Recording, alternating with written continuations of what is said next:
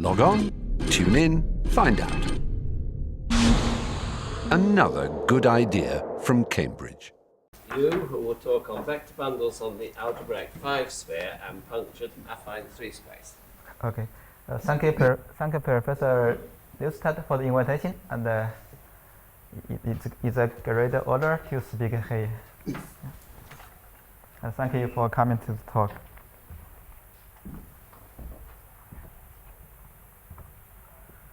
Okay.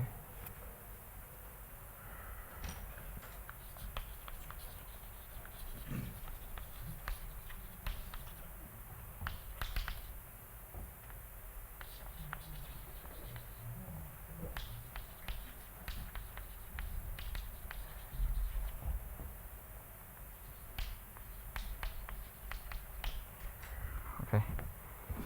First, we record some history about the bundles on affine varieties. Okay. First, there is a notable third conjecture. Third conjecture that any algebraic vector bundle on like a affine space is trivial. Okay, maybe I say it's valid rank R. It's trivial, and this is solved by Quinin and Suslin. Yeah, in 1976. So some 30 years ago, and then we some cancellation theorem. We have some cancellation theorem. Suslin, and if we have a ring R and we let D be the Causal dimension, it will commutative ring R. Then, as cancellation, as Suslin said, if P diagram notice that bundles on vector bundles on affine varieties are equivalent to projective models on the coordinate ring. So this is basic. Suslin's theorem said that if P diagram sum Rn is equivalent to Q diagram sum Rn for projective modules PQ, and R is the rank of P with the condition. The most important condition is R at least D, where D is the Causal dimension. Then we always have P isomorphic to Q. Okay. So this is a very general cancellation theory. Recently, Facile, Rao, and Swan, they proved another cancellation that if P diagram sum Rn is isomorphic to R plus N. So compare with the above, just that we fix Q to be a trivial bundle, and this condition just that P is stably free module. And we have another condition about the rank. Here is R at least D minus 1. There is at least D. Now this is D minus 1. Then if we have this condition, then P must be trivial. Okay. So this is proved very recently. Then we recall some work and story. take consider the vector bundles. Vector bundles on A1 contractible smooth affine variety. Okay. So same said there exists arbitrary large dimension moduli A1 contractible A1 contractible smooth affine varieties, and each of these varieties admits arbitrarily large moduli of vector bundles. Okay. So yeah. So I mean, since obviously the affine space AN is A1 contractible. So this theorem said that the naive extension of cells conjectured to A1 contractible. So what is A1? A1 smooth, not affine, not. What? Definition of A1. A1 contractible. Okay.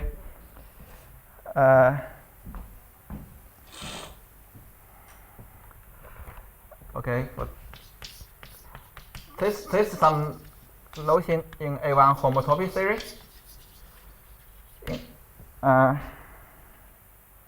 A1 control means okay. Yeah. Means A1 homotopy is equivalent A1 homotopy equivalent to A1 homotopy. A1 homotopy to a point in the okay. No. Theorem said that no. The variety are not affine. Smooth maybe quasi affine. For quasi affine, smooth quasi affine varieties. Now we're talking about the affine case. Affine case, there is something the same as Morel. Morel said for this smooth affine. For any smooth affine variety X, there is a bijection. This is a very general theorem between the algebraic vector bundle of rank R and the map from X to PTLR up to A1 equivalence. So the algebraic vector bundles dimension of rank R on a smooth affine variety X is in 1-1 correspondence with the maps from X to BGLR corresponds up to A1 equivalence. So this is very general thing. So we'll notice theorem in topology setting for topology bundles. So this is an analog in the A1 homotopy setting. And and actually the R equal originally Perud has theorem with the requirement R not equal to, and the R equal to case is just the Perud very recently. Okay, by Moser, which is a student of Moser. Okay, we have talked about some consideration and some A1 contractible but lot affine variety and worked band on affine varieties. Now we okay. Another generation called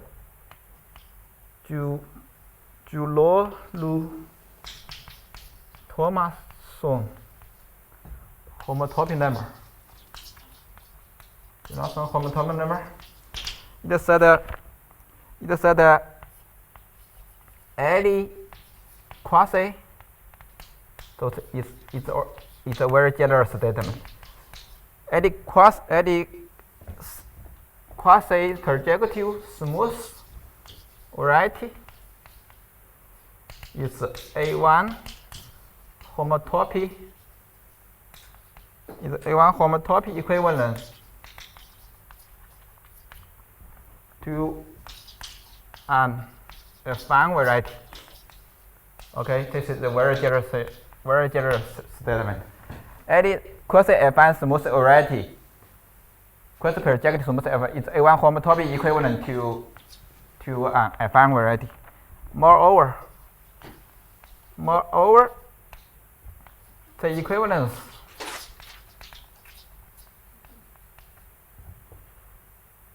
can be given. Equivalence can be given by Tversky locally trivial AK fibration. AK fibration. This AK just means affine space AK bundle, or say AK fibration. In particular, for projective varieties, it's true. This is general statement. Yeah. I'm a little puzzled. Maybe I don't understand. Instead of quasi-projective, I can take projective variety also, right? Yeah. So yeah, and for example, for PN is equivalent to TPN, and the TPN, I think I'm not very sure, but I think TPN is equivalent to this. Is just this one. This is A1 homotopy equivalence, and the TPN I think can be discovered in this way by a quotient, and this one is affine.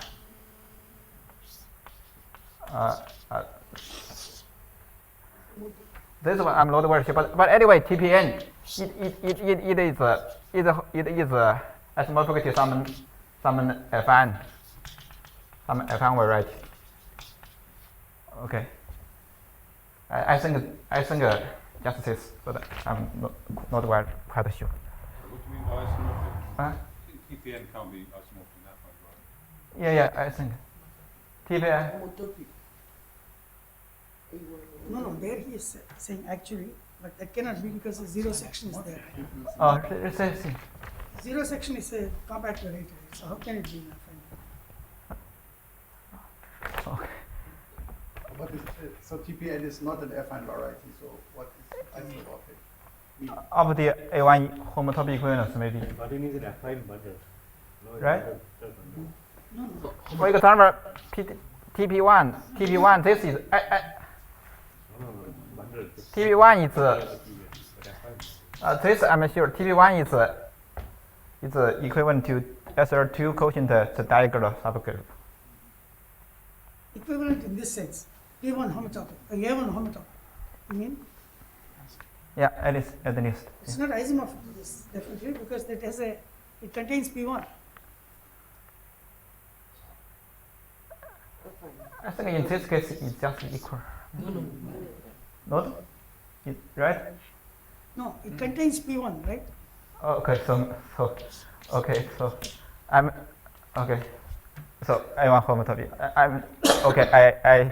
I get this statement from other place, so I'm not quite sure. At least. Okay. But at least the Thomason homotopy number is okay. It's very general. Okay. Then we get our question.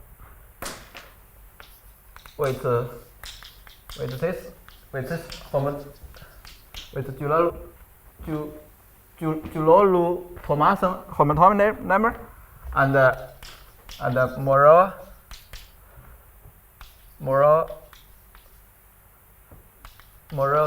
Moser-Sayre, we are led to study a little bit moreover that can be get by the homotopy can be given by theoretically locally trivial AK fibration. Okay, to study our Pullback bundles under AK fibration. Okay, theoretically locally trivial AK fibration. Okay, for weight and for this problem, for weight, SRON quotient SRN minus 1 goes to AM minus 1 is okay. In sentence is a universal case in sentence. So that means with some other Pullback methods, this Pullback can be regarded as a Pullback of this case. So okay, and okay. So now we work on this case.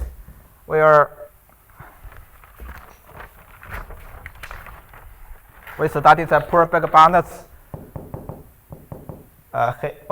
on this punctured affine space to this algebraic space. This is just isomorphic S2n minus, I think 2n minus 1? 2n minus 1. Yeah. Okay. So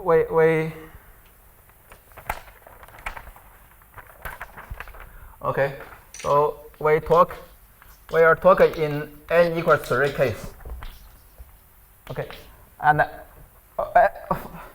to make a sentence, n is at least 2. When n is 1, this group doesn't exist. But for n equal 2, this case is trivial.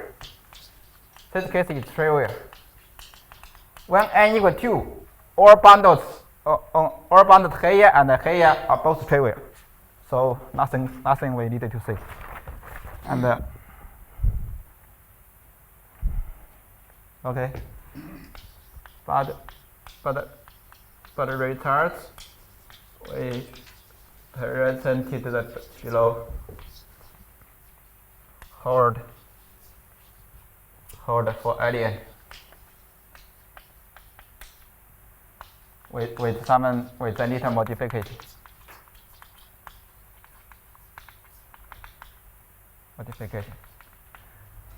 But to make a statement clear, we talk only in the n equals 3 case.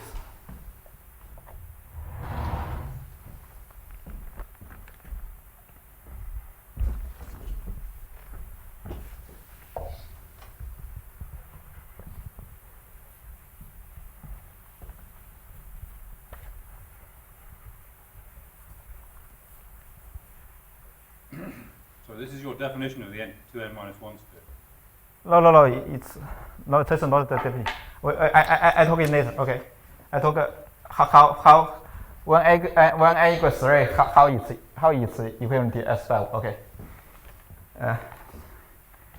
Now we take y equals SR3 over SR2.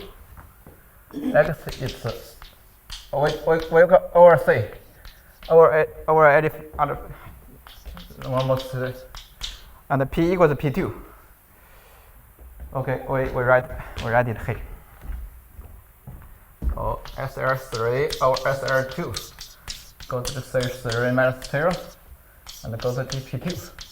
we have a fibration P and a fibration rho. Pi and rho, and rho is just the compensation. P is the map in this way. PA equals the first row LA, where A is a Sylvester matrix, and pi is just a projection, the well known. This is bracket, and this is the middle bracket. Okay. Since SR3, what is SR3? SR2 is a subgroup containing SR3. SR3 is 3 by 3 matrix, but we determine 1. So we quotient the SR2 from the left. That means the first row is fixed, and the first row is fixed, and we do transformations on the second and the third rows.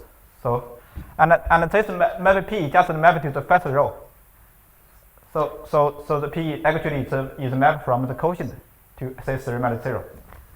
Okay. Now for if A is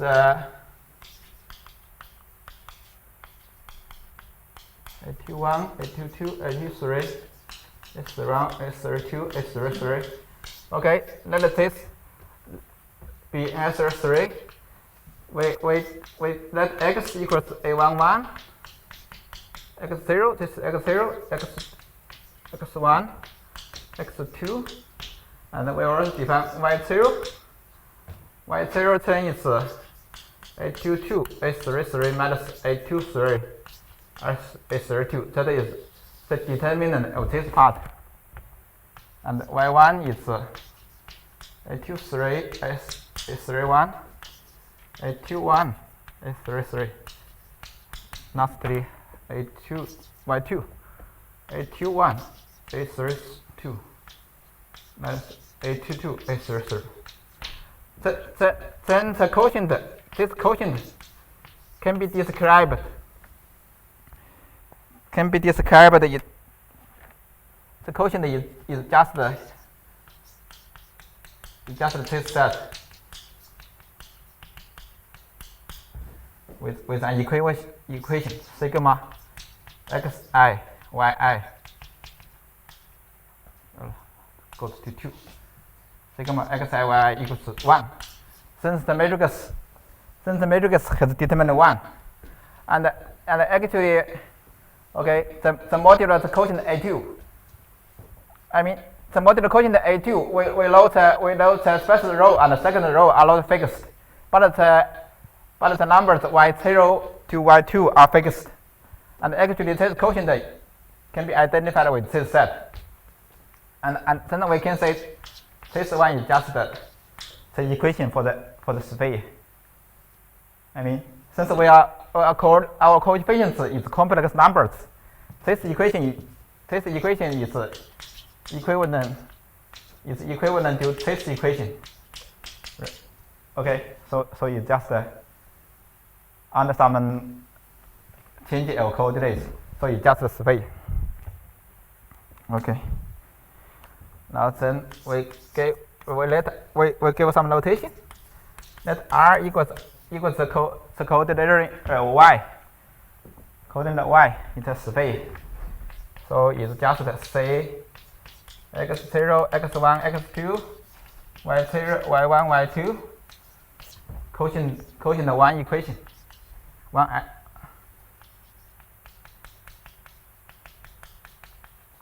minus 1. Okay, and S is the coordinate of x.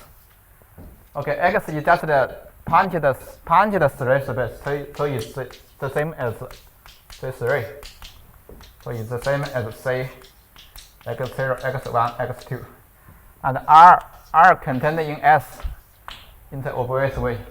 Okay. this is our notation.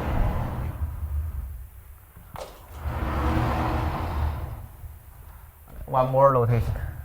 I forgot it. We define a maximum idea, which is the idea of the zero, the point 0. With 0 actually the C3 minus x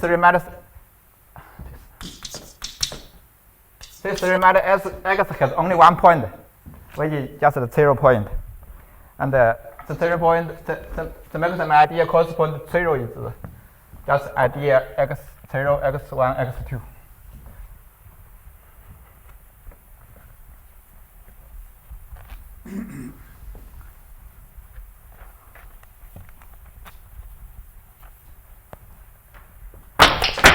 Sorry.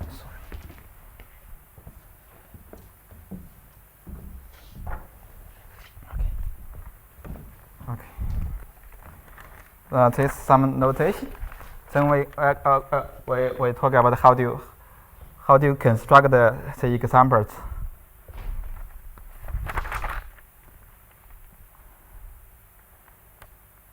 Okay.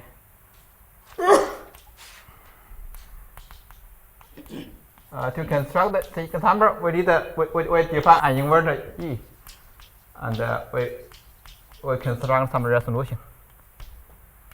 Okay. Well, now let E be a band on P2,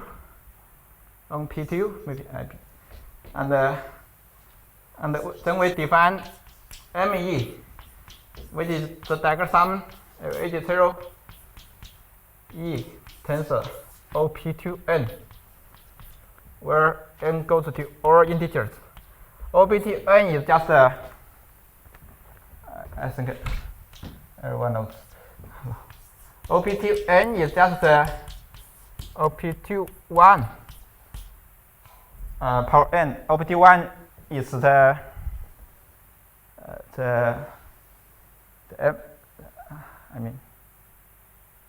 m per bundle, yeah, corresponding to the inclusion.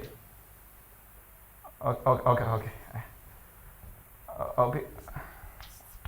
OPT1 is H is a hyperplane. OPT1 is the line bundle corresponding to the divisor H. Okay, I think this is right. Okay, so we'll give our definition. For boundary E, we define EE.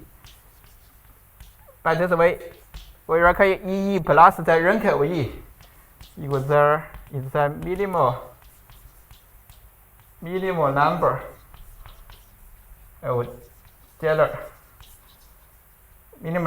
generators of ME as S can be identified with H0, OP2N, and ME as an S module. Okay. This is our definition for EE. Then maybe I write here.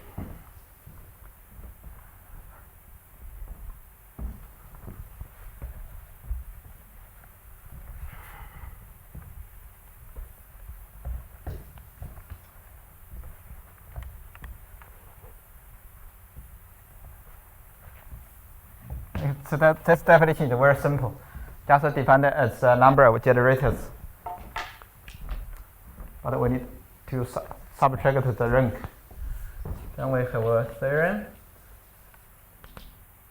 The first statement is that this number must be non-negative. And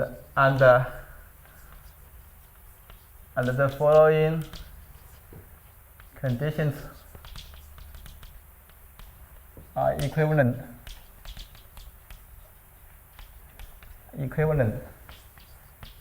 to each other. Okay, we have several conditions. The first one is the number is just 0. The second one is the pure bundle here from punched affine space to projective space. The pure bundle is trivial. The second statement is the pure bundle has trivial H1. The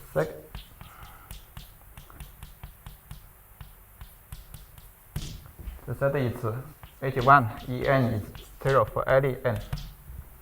The last statement is E splits into a direct sum of 9 bundles. Okay. So we have 4 equivalent conditions for the number E to be 0. Okay, actually the last 2 is a special case. It's a special case of a theorem of very general theorem of Horocus. Do I write right? Maybe two double R. Horocus. Okay. The Horocus theorem that a bundle, any worked bundle on Pn splits into a direct sum of 9 bundles if only if it has no middle cohomology. If it's twisting, any twisting by 9 bundles has no middle cohomology. Okay, so we only talk about that P2. N equals 3 case. So for gather n, then for equal to 3 is just the Horocus theorem.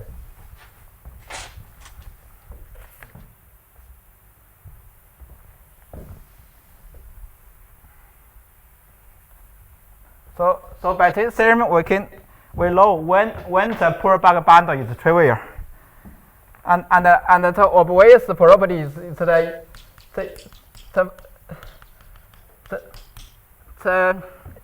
the number E.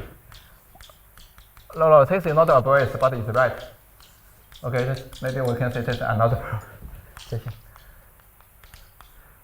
The number E must be additive with respect to the direct sum. So by this two we have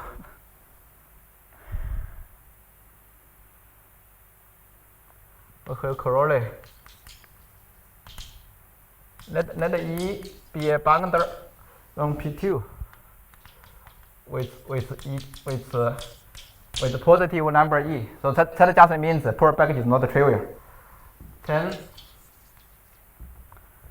Then for any t bigger than 0, by star E, tensor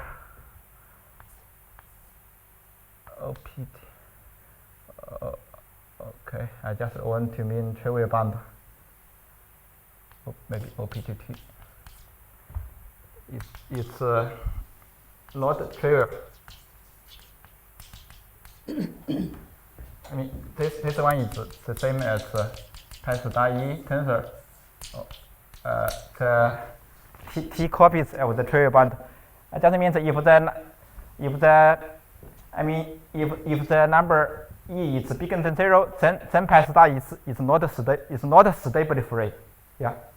Either direct sum with any copy of the trivial bundle is still non-trivial. It's just by these two, since the number E is additive, so the number E for this bundle is still positive. But by that theorem, when the number E is positive, the pure package is not trivial. Very simple. Okay. So the second part is that if E is at least the t, then the pure package to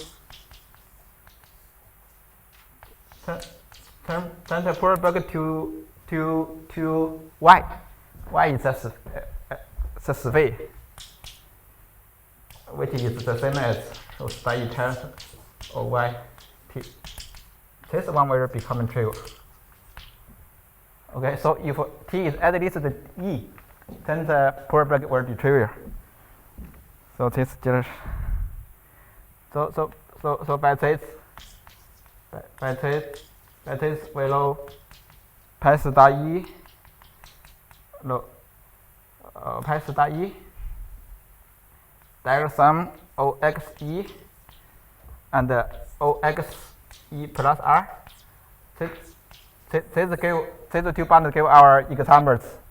I mean, they are not isomorphic on X, but they have the same. They have the isomorphic for back to Y. Okay. Now we talk about more examples. I mean, since here we don't know how to. We don't know what is the value of E. So this is an abstract example, but now I will give some concrete examples. Okay.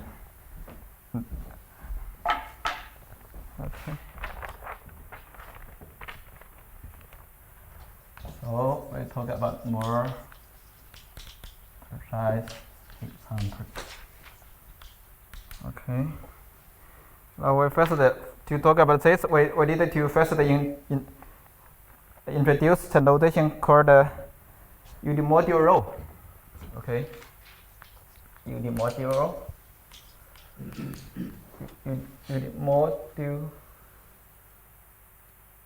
Unimodule, I think, right? Unimodule row. Okay. Now if we have a row vector A is A1 to AN in Rn plus 1. R is a commutative ring always. Then A is called an unimodular row if the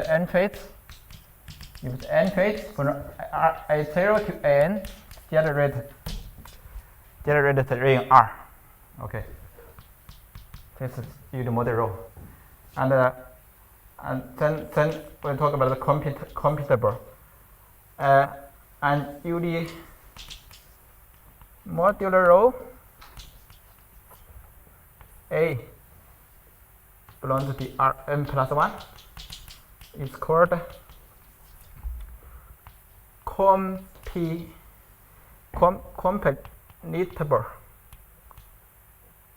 completable if A is the first row. It's the first row of some matrix A capital A belongs to GL n plus 1.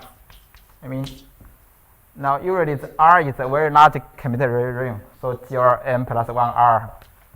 Okay, it may be very large. It's not easy to understand. Okay, but the definition for computable is that A is the first row of an invertible matrix in R. Okay. Now,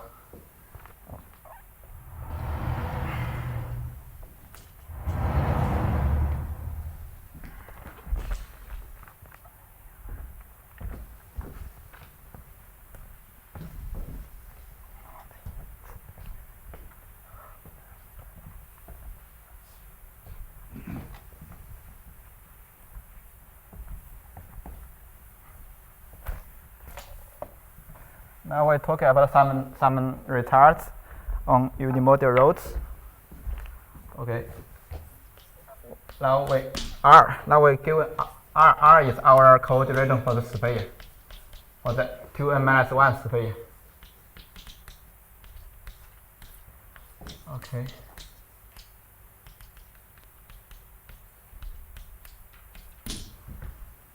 Okay, so firstly we have a theorem called Swan-Tauber. Swan-Tauber. So that if m factorial not divides the product of AI, then then x0 a0 to xn a1 xn an is not completable. Okay. If n factorial doesn't divide the product of the degree, then this monomers, the row of considered monomers is not completable. Okay. Second is called Suslin. Suslin theorem is converse statement of this one. So if n factorial divides, if it divides the product, then this one is this model row is completable. Okay. So this is also where there is statement. And lastly, this is called law. Okay. Another series of Nohan called if now we only talk about now in these two statements, the entries are monomers. Now what happens if the entries are not monomers, but still homogeneous? If f0 to fn are homogeneous polynomials, homogeneous, and with the condition radical, the radical is just the idea, the radical idea generated by the idea radical of the idea generated by f0 to fn is just the idea x0 to xn, and homogeneous. This is important. And n factor divides the product of the degree. Then x0 xn an is completable. Okay. I mean, without the homogeneous condition, this statement is still open. You don't mean that conclusion. You mean the f's. Huh? You don't mean what you've written. Oh, thank you. So f0 to, do you mean this? Is that what you mean? f0 to fn, yeah.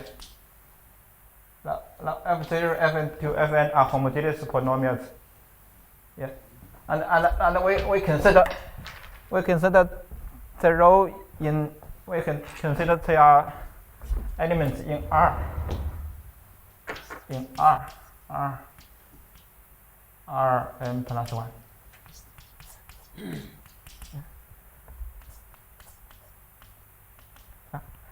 I mean, if this polynomial are non-homogeneous, and we give the same condition as this, then we don't know whether f0 to fn is completable always or not. Okay.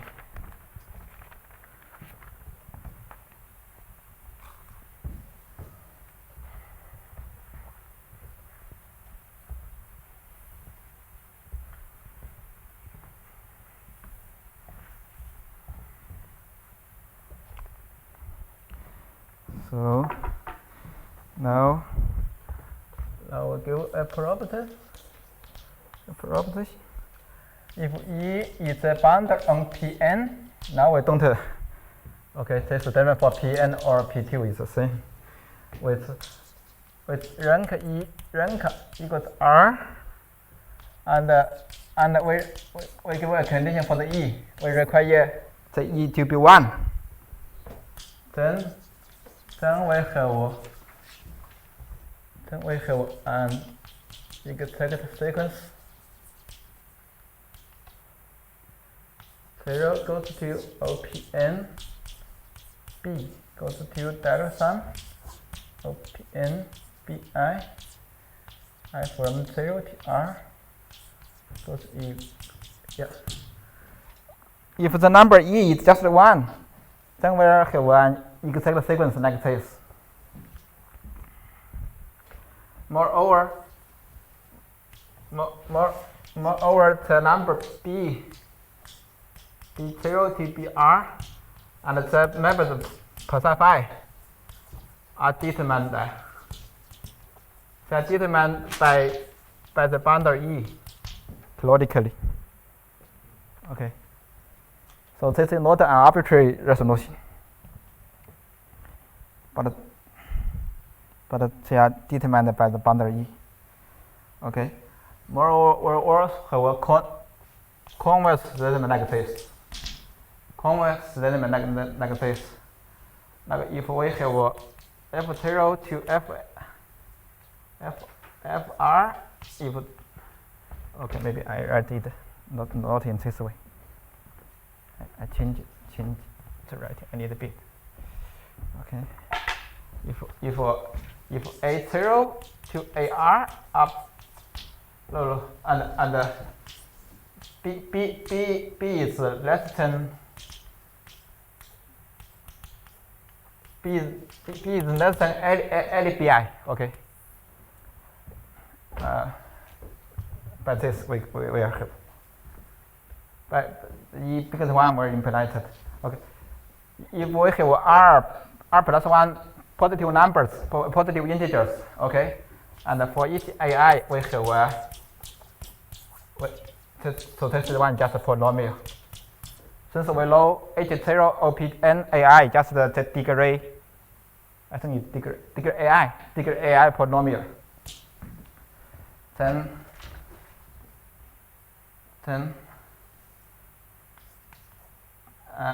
and we let f.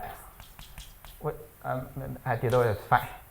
Phi equals f0 to fn fr.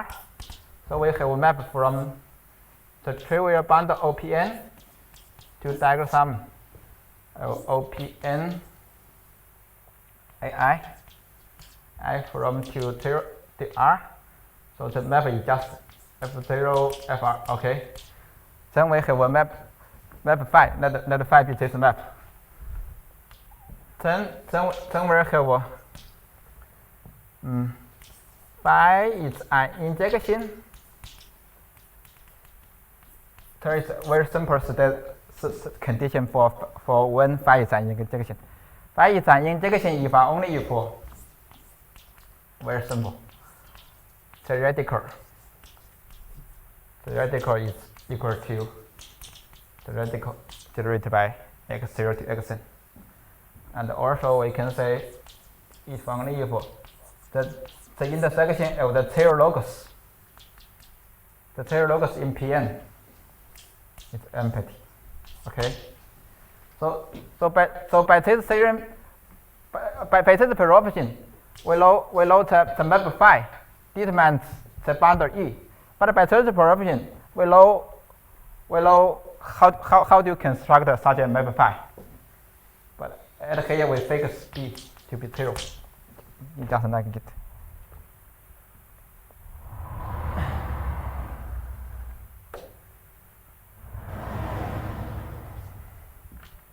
So very simple statement.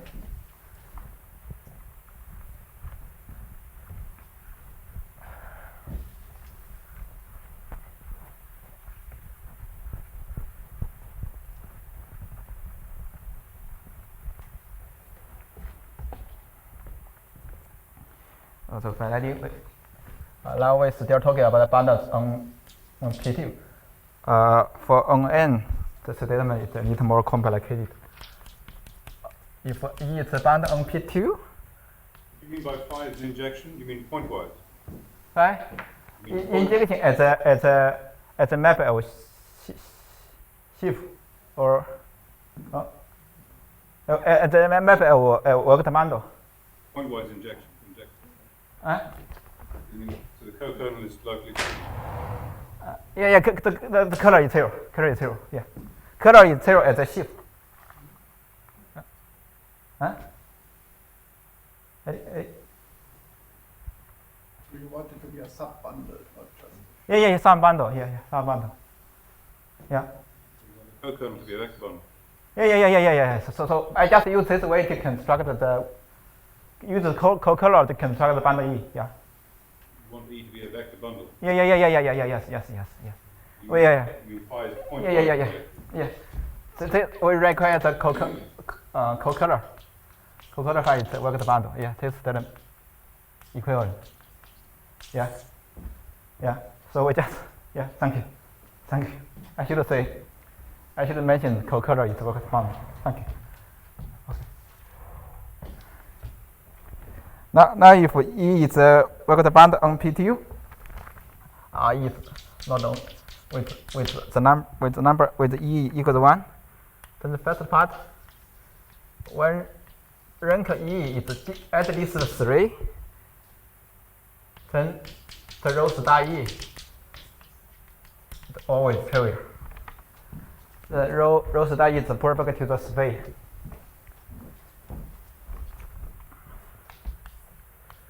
But when rank E equals 2,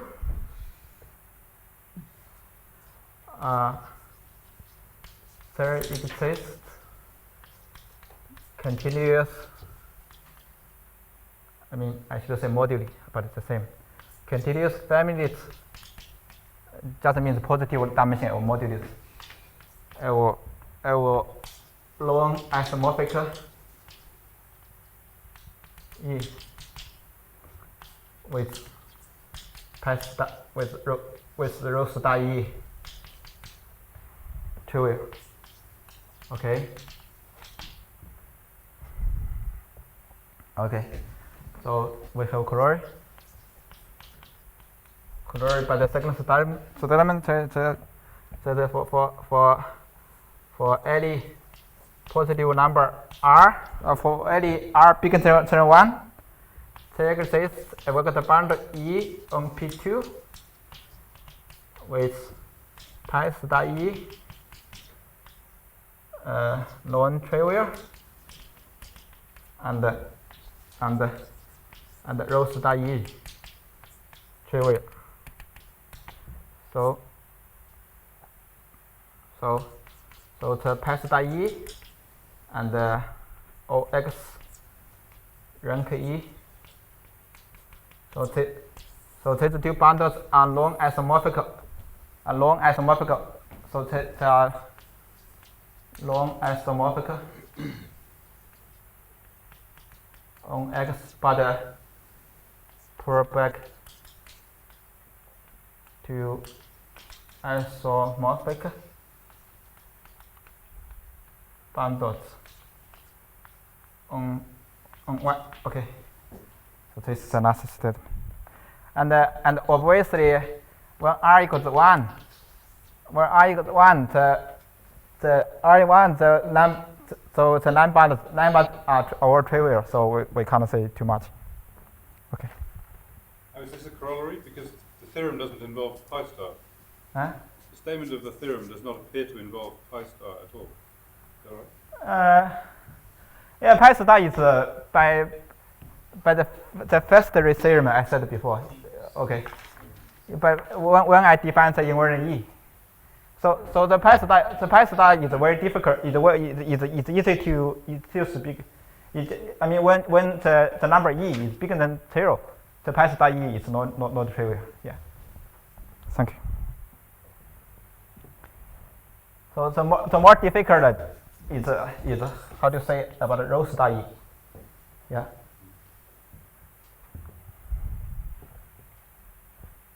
Okay, thank you. So I think I finished. Stop.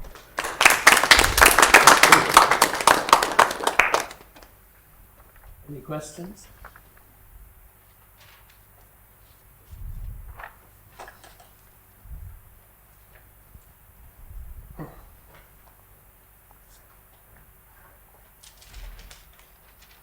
In that case, can we thank the speaker again? Thank you.